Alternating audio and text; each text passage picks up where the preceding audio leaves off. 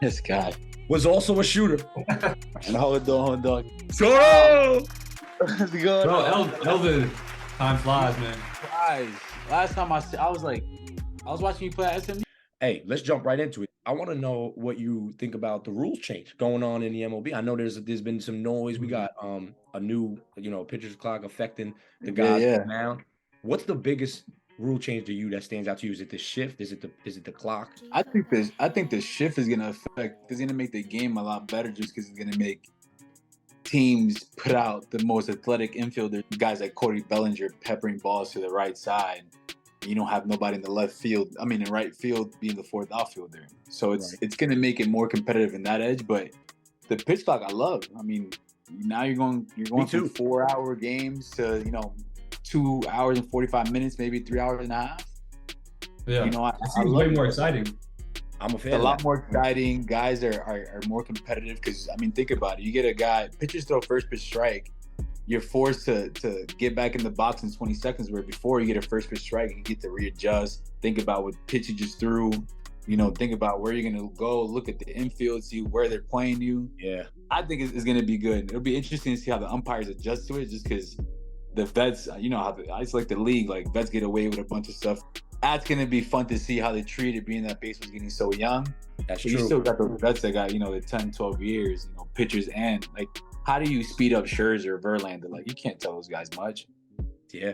But it's like that's a good point though. Like, thinking about the umpires, they got to be locked in now. Like, they got to be super locked in. Yeah. And there was funny.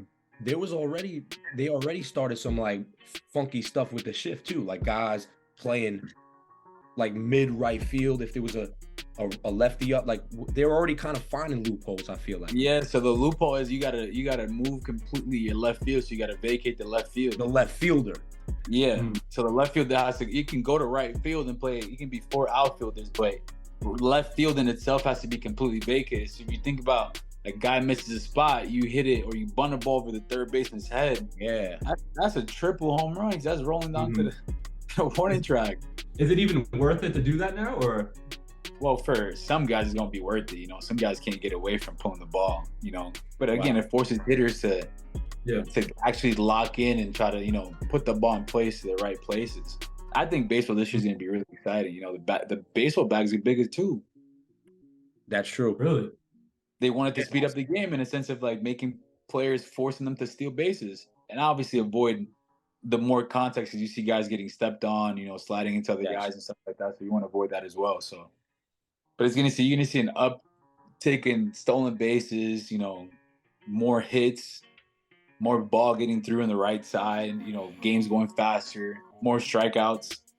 That's what I'm looking forward to, because it really speeds it up to a level where it's like, oh, we're tuned in, like, seriously, like every single 10 seconds action, which is good for the game, I feel like. So and like you said, it's going to be a really good season. Unfortunately, we see some terrible news in the World Baseball Classic with my man over on the Mets, their franchise closer, Edwin Diaz. I mean, it's something you can't control. I mean, something can happen. It could happen him going to a coffee shop, So it's like, literally, you can't control that. At the end of the day, it's like he was excited for his country to win, and you can't knock him for that.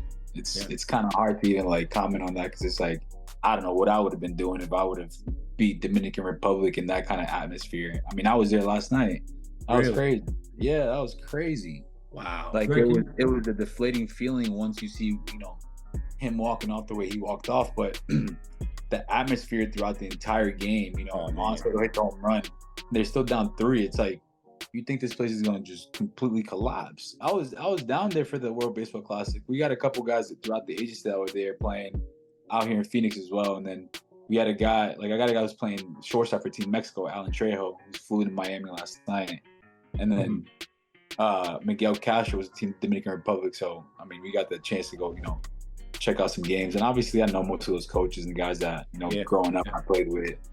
And again, since the league is so young, it's like most of those guys I played with in the minor leagues. So I got that connectivity with them too as well.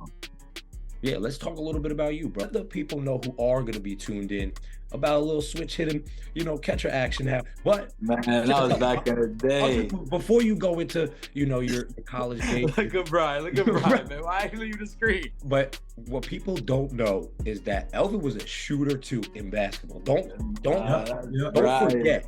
Don't forget about that. But my man was on the cover of Roz magazine. We took that and put it all over the locker. Bro, we had his face. It was Severe and Clipper days. Can't beat it. But talk a little bit about Pitt. Talk a little bit about your career and kind of you talked about the minors a little bit. But just tell us how you miss being a player versus now you're on the suit side.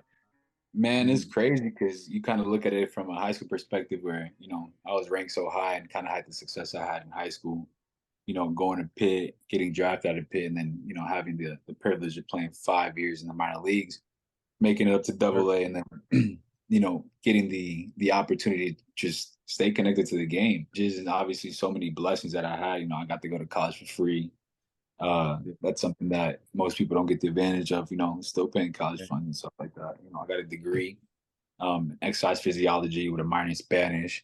Yes, then got to solid, yeah. You got the ability to go into pro ball, and then obviously, still being connected as an agent now and being able to use, the things that I went through, not only as, a Dominican who speaks Spanish as a first language, but obviously being born in the States where I can kind of bounce back and forth and help Latin guys and American guys, go through the process and kind of voice some of the stuff that I went through and kind of just make them think more in the long term. I think I enjoy it more on this side because I'm making a real impact. Because at the end of the day, you got to think about not only them, but their families. Think about it. You manage a guy who makes, 50 to 80 million, $100 million, and they get done with baseball. You still want them to have the same lifestyle. You still want the kids to have the same lifestyle. And if they don't have that, then you really didn't do your job. I mean, you guys understand athletes and stuff like that. So your major was in exercise physiology. Did you try that at all, or you went straight into being an agent?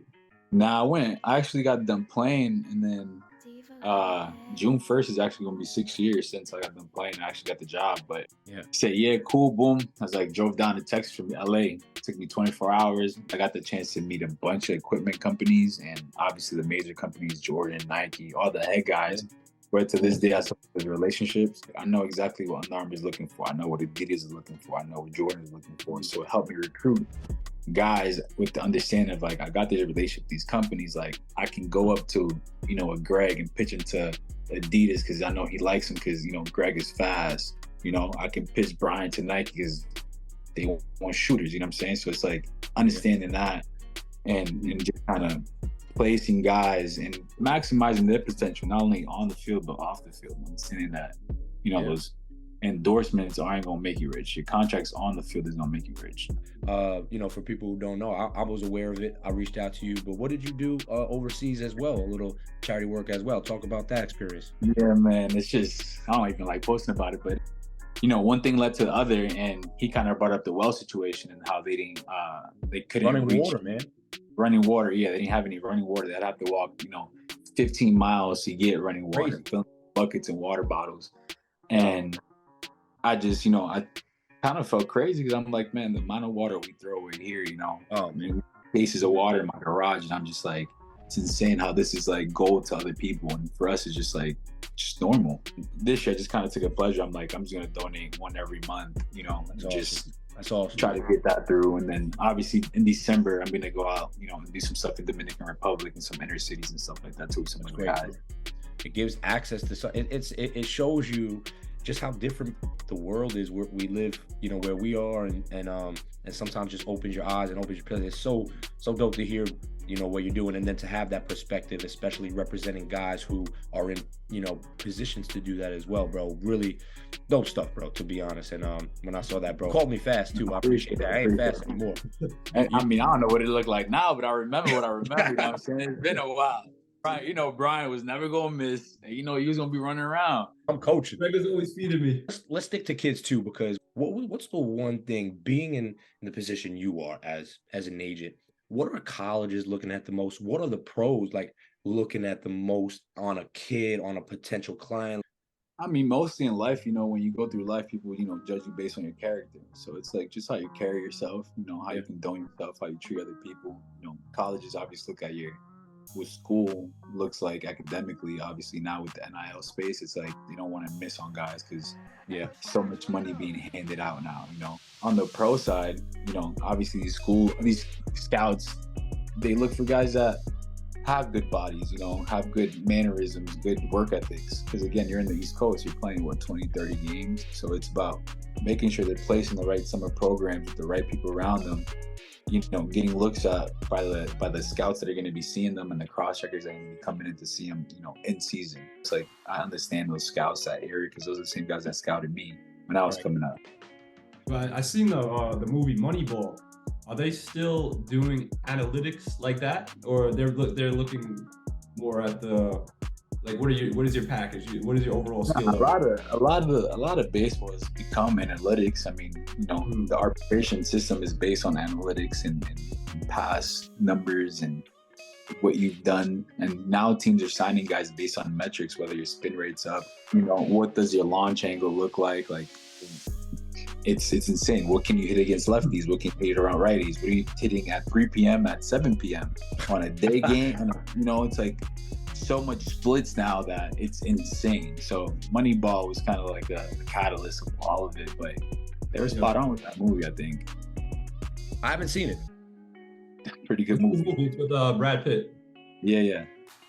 I haven't seen it. And Jonah Hill's on that movie too. Yeah, Jonah Hill too. Yeah. That was one of his first, I think, right? Classic, bro. That's hilarious. 3 p.m., 7 p.m. But like, is the eye test still a thing? Is the eye test still like, hey, against the shift, against the righty on a 2-2 count, it's this and that. But like, what about the eye test? Like, what about, The eye test is there. I mean, scouts still have to go out and scout the guys. Right. They still got to go out there. And if you look at the history of baseball, it's so many Latin guys, and guys in Latin America, they don't have, the TrackMan, the Rapsodas, and none of that stuff. It's all you got to fly out there and see the guy at 14, 15 and, assume that this guy's going to project to become a Ronald Acuna or Juan Soto, or a Julio Rodriguez. Those guys all signed at 16 years old. Like, you would never think that those guys would be what they are now. But that's the eye test. Yeah. 16 years old, you're a sophomore in high school. Think about it. You're 16, you're a sophomore in high school. Or you're a junior in high school. Right. And it's like, you're not even fully developed. Like, you're still getting lunch money from your parents. And these guys are like already pros. Yeah.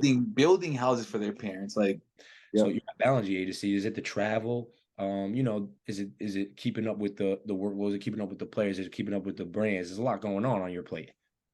No, I think for me, for the most part, just making sure I'm always present, and just understanding that I'm very thankful for the position that I'm in, thinking about the things that I've been through. But I think that's probably the biggest challenge, just because I've gotten so much, more than I can think of. And sometimes I just be like, I can still go get more. And I just got to sometimes just be present and be like, hey, man, you come from this, you're here now, you got such a dope environment. Like, just, be mindful and be present and thankful of that. It'd be times where I'm gone for 14 days in 5 different cities, or I'm gone for 4 days in 1 city, or I'm gone for 6 days in 6 cities, where it's like I'm catching breakfast in 1 city, having dinner in another city, Damn. So it's like, it just all depends on like where the clients are at and how their travel schedule kind of line up. I know you were someone who's putting work in. You can't escape the work you got to put in, bro. And to get to where you are, and I know I saw it firsthand too. And I regret not being able to strike you out, maybe. But I should have got on the mound for a little bit. I mean, Greg is taking a challenge soon. Was it to throw 85 miles per hour or 90? Because I know you're not doing 90. Elvin, I'm throwing 85 today. But 85? Bro, and I got movement on my curveball too. Okay, 85. Wait. What's your timetable on it? Give it a day. Mm-hmm. Okay, by July. By July 1st. By July 1st, you better fly. Right, I'm trying to look at my schedule so I can be in New York for July 1st. I can see that. Elvin, if he put a lot of pressure on you. Elvin, if he throws 85, does he have a shot? No. Nah, he don't got a shot. Yeah, in the Sunday league. Are you seeing a lot more injuries now because these kids are throwing so fast? And No, Or is because it- the technology is so advanced. Yeah. Mhm. Like now the technology is so advanced. These guys are developing so much quicker now where it's like, are they tapping into their potential quicker? Yeah, but now they get to, refine, and develop their talents way quicker. It's like, think about it. If you had the resources that, are out there right now when you're playing basketball, think about how different the career would be. Same thing for me. Like I see it now where I'm like, man, if some programs was around, or like some of these things that are in place now were around when I was playing, man, like it'd be crazy. Yeah, I remember hearing something about people who had Tommy John surgery. It would be almost like a career-ending injury, but nowadays it actually makes their arm stronger. Yeah, you true? go out there, and get some stem cells, which is a natural, procedure, and you're coming back way stronger because you're getting again the treatment that the MLB is going to give you, which is a team, and then you're seeing the best doctors. It's not like you're seeing some regular doctor. You're seeing the best of the best for everything. Any type of pain or any type of discomfort. So it just makes these guys lock in so much quicker. And then again, the science is so advanced that it's like even the surgery is so much developed now than it was back then. But I do want to ask you about pitchers too, because they're looking like they can hit now. Is that something like that's going to change in baseball moving forward? Like pitchers are going to start being like, hey, let me get up. Like, is Ohtani changing that? Are other pitchers going to come in and be able to hit? There's a bunch of guys that have been drafted like that. Brandon McKay out of Louisville got drafted by the Rays in the first round as a two-way guy. Mason Wynn got drafted as a two-way guy, with the Cardinals, shortstop hitter. And there's a bunch of guys, there's a guy at Florida right now who's a two-way guy. Lefty pitcher, throws 96 and hits bombs. It's not an anomaly anymore. It's not weird anymore. It's not. I mean, back then it wasn't weird. I think now scouts, because times are changing and, the scouts that scouted me were young then, so they would see that, and now they're in the front office, and now, the scouts that are scouting now are our age, they're 30, 31, 32 years old. So they understand that guys are that athletic now. Yeah. It's like basketball again. It's like now you're seeing power forwards and centers doing guard things. It's like normal. Yeah. Just the evolution and just, the fact that young parents are getting their kids into more sports and actually being involved. It's like our parents didn't really understand the sport that we were playing, or if they did, it was old school. But like my dad couldn't do that for me. My dad was a basketball guy. Like YouTube was baseball for me, where it's like I used to watch YouTube videos or watch Pedro Alvarez practice, and that's how you kind of picked up baseball. Yeah. So you got your jumper from your pops? Nah, man, I got it from my brother Emo. Man, I can just remember your pops. Remember that 16? Remember that 16th birthday? Come on, we can't talk about it here. Greg was in Harlem. I really appreciate you. Greg came up to Harlem. Greg's gonna cut this part out. Never. Greg came up to Harlem. Yo, that's a whole skit. I know, Yo, right? We gotta get John in for this one. Bro, your brothers, yeah, bro, your family. I really, hope everyone is doing great, bro. I'm excited for what you're doing and everything that you continue to do. Follow my man Elvin Soto on IG. I appreciate that. See what he's doing, man, and awesome. I appreciate that for real, man. Thank you for having me, for real, man. Yeah, Elvin, if you got any updates, baseball updates in the future, you're welcome anytime. Come on and talk about it. Now let's get together July 1st to catch that 85 mile an hour. Elvin, you're good, man. You're good. Yeah, man. You might need some TJ. How about this, bro? I'll call you out. I'll strike your ass out still. Let's play. But you don't know that I'm a first pitch curveball. Like, not ready for that. It don't matter. You still got to throw strikes. You've always been this confident. I love it. You've always been this confident. I love it. Elvin, I learned a lot from you and the man on the bottom of the screen. Both you guys inspirations. And we had Elvin Soto join the party tonight. Put something on it. What are you doing, though? You getting up righty or lefty against me? Whatever you want. Put something on it. Wow. It don't matter, Greg. It doesn't matter. Yeah, put something on it. You just got to be nervous. I can't talk right now. I'm on the potty.